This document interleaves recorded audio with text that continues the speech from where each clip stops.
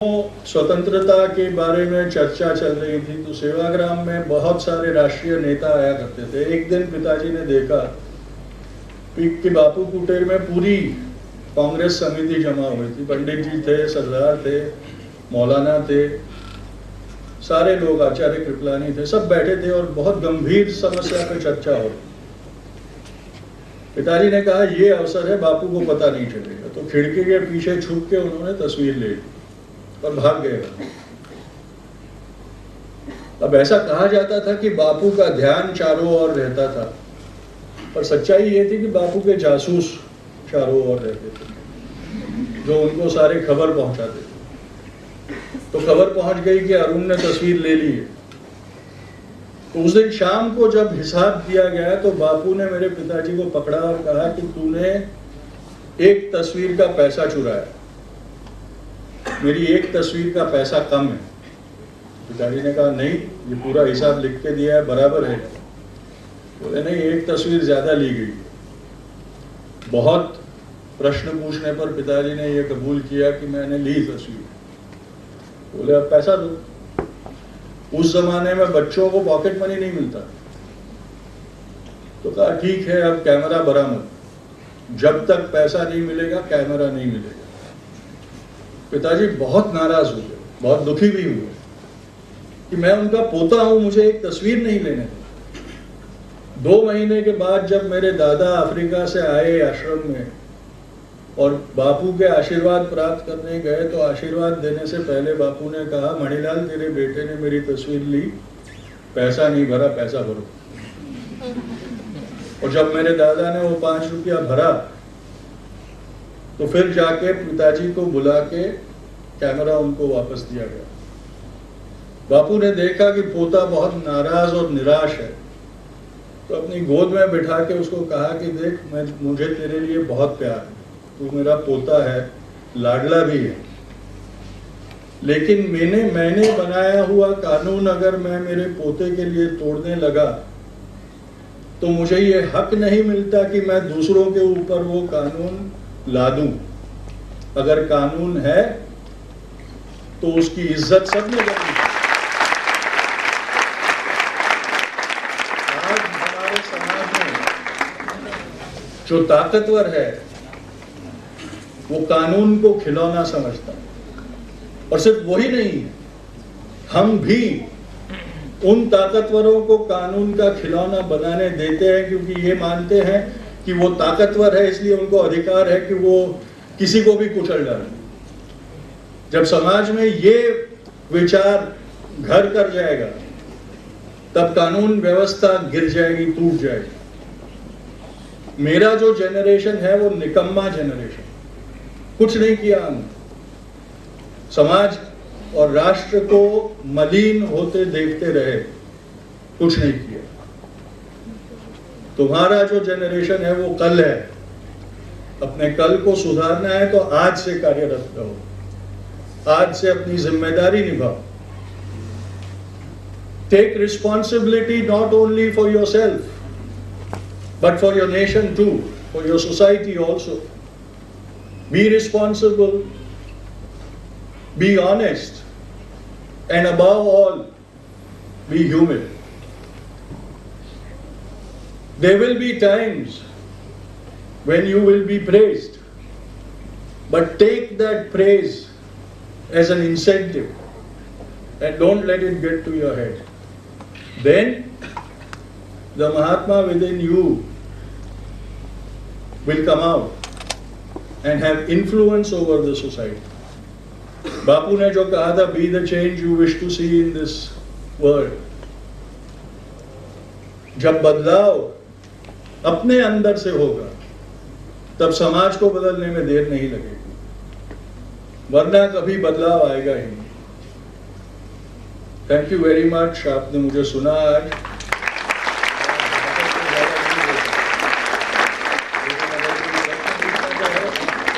तो मेरी क्षमता अनुसार उसका जवाब मैं जरूर देने की कोशिश करूंगा। Thank you very much. I hope you will be comfortable there. in giving the answers to the students. They are very curious to ask you so many questions they have. पूछिए, सवाल पूछिए, क्योंकि जब मेरे ऑडियंस ताली मारते हैं तो मुझे कभी दुविधा हो जाती है कि मैं बोला इसलिए ताली मार रहे हैं कि मैंने बोलना बंद किया इसलिए।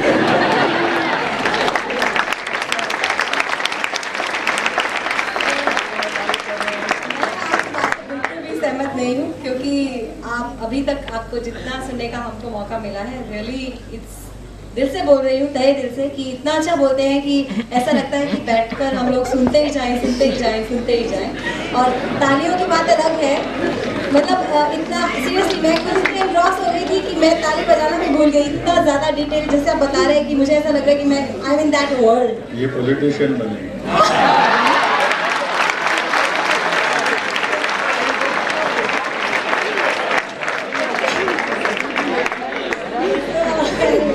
We'll start our interaction session. I request all the students, those who want to ask the questions, to come here.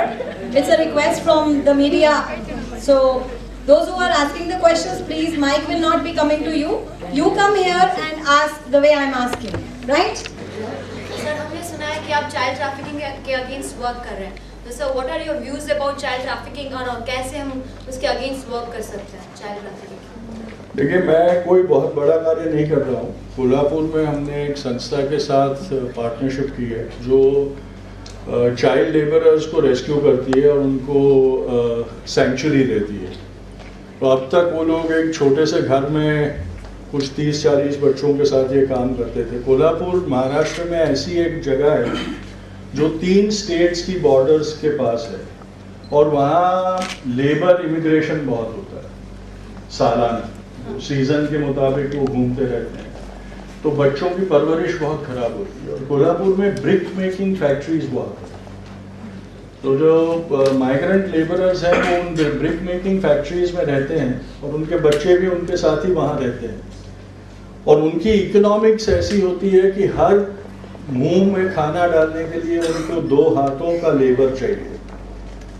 और इसीलिए जो बच्चे भी हैं उनको भी ये उनके लिए कंपलसरी बन जाता है कि वो भी काम करें। और ब्रिक फैक्ट्री, ब्रिक क्लीन में उनको क्या काम मिल सकता है?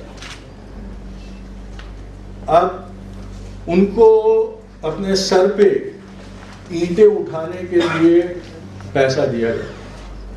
Can you guess how much money they must be making to carry bricks on their heads? Children who are about 5 years plus, between 5 and 10 years plus. कोई गैस कर सकता है कि वो कितनी ईंटें उठाए तब उसको कितना पैसा मिलता है? 2 or 3 rupees. 1000 ईंट सर पे उठाए तब 17 रुपए उनको मिलते। ऐसे बच्चों को क्या आप क्या बताएंगे? हमारे पास ऐसे 2 भाई बहन हैं जिनका स्कल फ्लैट है। वो उनकी खोपड़ी फ्लैट हो गई है बिल्कुल। आप फुट रूलर रखिए तो आपको एक सीधी रेखा दिखेगी ईंटें उठा उठा। तो हमने ये सोचा कि मेरा जो ऑर्गेनाइजेशन है वो इस संस्था को अपना कार्य बड़ा करने की एक फैसिलिटी करते, इसलिए हमने जमीन खरीदी वहां पर और अब हम एक कैंपस वहां बांध रहे हैं जहां हम करीबन 200 से 300 ऐसे बच्चों को रख सकेंगे। क्योंकि उनके माँ बाप ये कहते हैं कि आप अगर हमारे से उनको अलग ही कर दो तभी जाके उनका कुछ भला होगा। अगर वो हमारे साथ रहेंगे तो वो मजबूर हो जाएंगे हमारे साथ घूमने और उनका एक्सप्लॉयटेशन चलता ही रहेगा। सब जब गवर्नमेंट ने ऑलरेडी रूल्स बनाए कि 14 इयर्स के पहले आप काम नहीं कर सकते, तो फिर ये सब क्यों?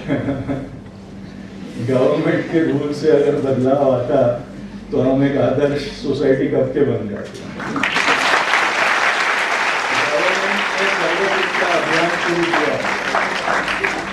जिसमें 14 या 16 साल के बच्चों को ये उनका जन्मसिद्ध हक हो जाए कि उनको शिक्षा प्राप्त हो। मैं कर्नाटक में घूमता हूँ, वहाँ एक सरकारी शाला में गया था। एक लड़की वहाँ की मेरे साथ हो गई, उसको पता था मैं पूरा दिन उस स्कूल में घूमने वाला था। पूरा दिन मुझे चिट्ठी रही, मेरे साथ बात करती रही। फिर मुझे कहती है कि अंकल मुझे मेरी शिक्षा छोड़ देनी पड़ेगी। उस स्कूल में 8 साल तक की क्लासेस थे मैंने बोला क्यों छोड़ देनी पड़ेगी? तो बोले यहाँ 8 साल तक के क्लासेस है, उसके बाद 12वीं तक की जो स्कूल है वो 25 किलोमीटर दूर है यहाँ से, और मेरे माँ बाप ने मना कर दिया है कि हम हमारी बेटी को उतने दूर पढ़ने नहीं देते। तो मैंने प्रिंसिपल से पूछा कि भैया तुम 8 कक्षा तक यहाँ स्कूल बना सकते हो, तो 2 तो और बढ़ा दो। तो बोलते हैं सर इधर तो 10% स्टूडेंट्स ड्रॉप आउट होते हैं 8वीं के बाद, क्योंकि वो दूर पढ़ना नहीं जाना चाहते। पर सरकार के रूल के अनुसार मैं मेरे स्कूल में और 2 स्टैंडर्ड्स नहीं लगा सकता।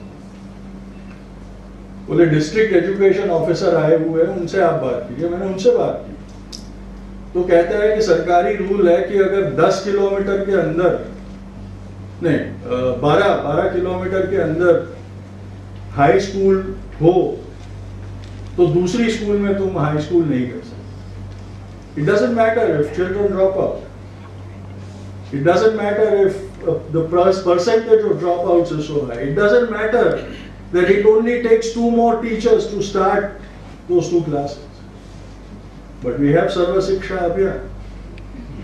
Education is the birthright of children.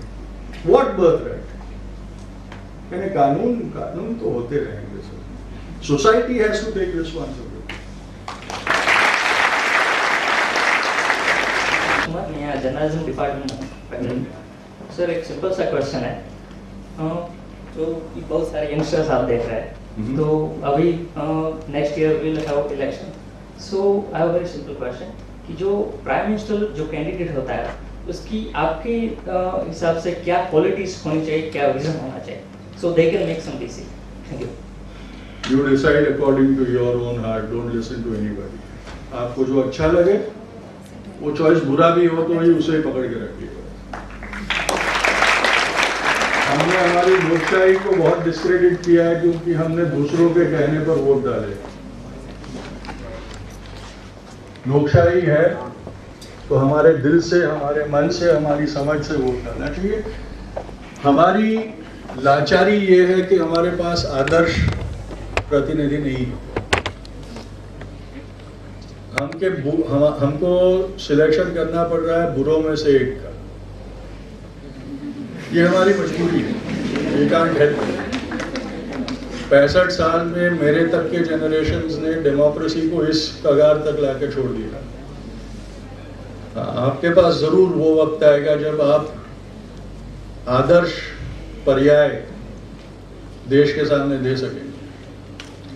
अगले इलेक्शन में अपना हार्ट जो कहे वो करिए, सिर्फ इलेक्शन के दिन पे क्रिकेट मत खेलिए।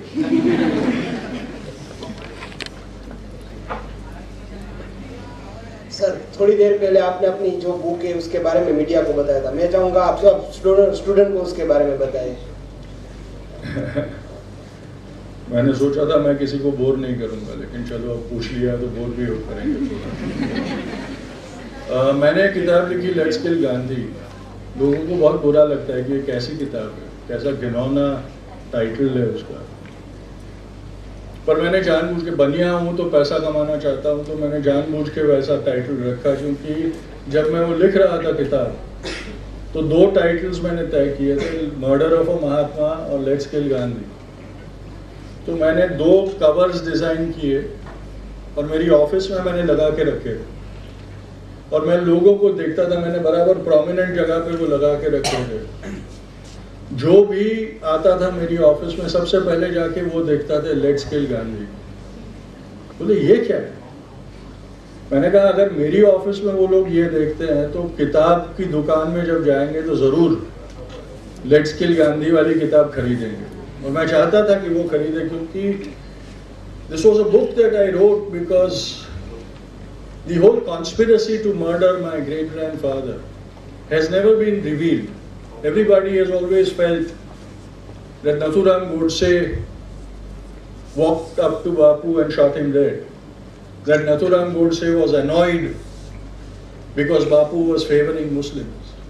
That Nathuram Godse was annoyed that Bapu forced the government of India to give 55 crores to Pakistan. And that Nathuram Godse was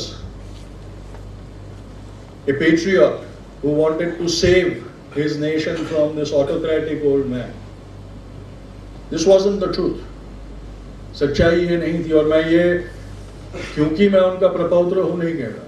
मैंने 4 साल रिसर्च किया, मैंने पूरे ट्रायल के पेपर्स देखे, मैंने पुलिस की जो इन्वेस्टिगेशन की पूरी थी फाइलें वो पढ़ी, बहुत सारी चीज़ें पढ़ी, बहुत सारी चीज़ें मुझे पढ़ने ना दी गई ये कह के कि ये राष्ट्र सुरक्षा की बात है. मैंने कहा यार 60 साल हो गए, अब कौन सा खतरा होने वाला है, पर फिर भी राष्ट्र सुरक्षा के नाम पे मुझे नहीं दिखाया गया. तो मैंने अनुमान किया, क्योंकि बहुत सारे करीबन 10,000 दस्तावेज मैंने पढ़े, और उसपे से जो मैंने एक निचोड़ निकाला वो बहुत खतरनाक निचोड़. और मैंने कहा कि ये मेरा फर्ज बनता है कि मैं ये बात लोगों तक पहुंचाऊं, और इसीलिए मैंने वो किताब लिखी, लेट्स किल गांधी. अन्य कथाओं में, अन्य जीवनियों में बापूजी की हत्या आखिरी पत्ते पे आती है या तो आखिरी पैराग्राफ में आती है. मेरी किताब में बापूजी की हत्या 1000 पन्नों में लिखी है. इतना मैंने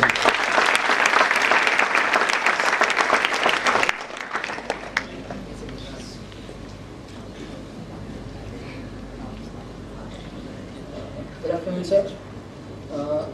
In materialistic and ultra modern world, can we live according to ideology at Gandhiji? Well, you look at me and you will see I'm wearing a khadi kurta and a jeans. That's my Gandhi. We don't need to follow the ideal Gandhi. It's very difficult. Perfectly follow करना नामुमकिन हो जाता है कभी कभी. ये जरूरी नहीं है कि हम ना ही करें, हम चेष्टा कर सकते हैं, लेकिन ये जरूरी भी नहीं है कि हम ये नहीं कर सकते ये कह के हम वो प्रयत्न भी ना करें. So imbibe, study Bapu and absorb what you can. And once you start absorbing, you will realize कि वो absorption आपका रेट बढ़ता ही जाता है. तब तक